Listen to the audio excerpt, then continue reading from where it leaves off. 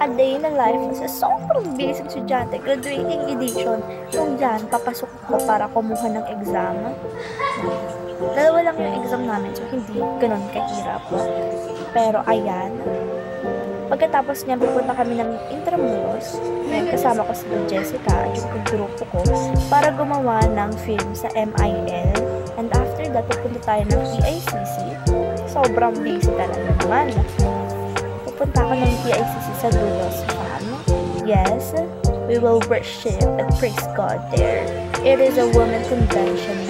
Ayun po, naliligaw na po kami. Yes. O yan, naliligaw kami that time and kahit payong wala kami. So, ganda lang naman. So, yan. Kasama ko na naman si Jessica, yes. She is my only best friend. Okay. So, yan. Papunta na ho kami sa PICC convention. And, yun. Naglakad kami mula Vito Cruz hanggang Star City. Hinaya namin yun. Kasi sabi ni Kuya na Manong, malapit na po dyan. Maglakad na lang po kayo. So, yun. Kasi nisilin kami ng tricycle ng 200 pesos. Para doon. So, yun. Naglakad kami. Ganda-gandahan. Yan.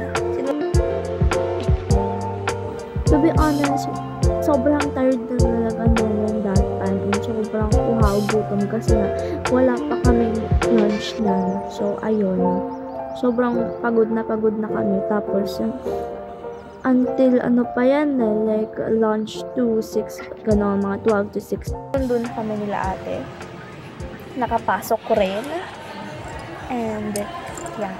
Sobrang saya dyan. So, ito yung mga clips na nakuha ko from Women's Convention night. So, yan. Bear with me because the video is so low quality. So, yeah. Enjoy.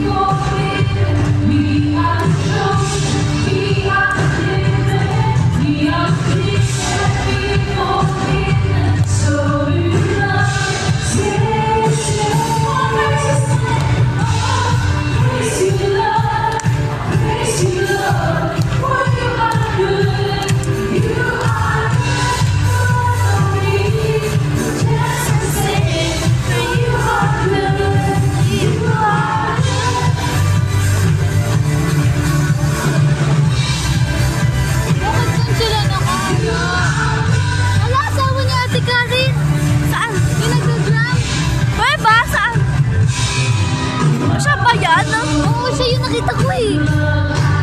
Alantad nila. Galing nila.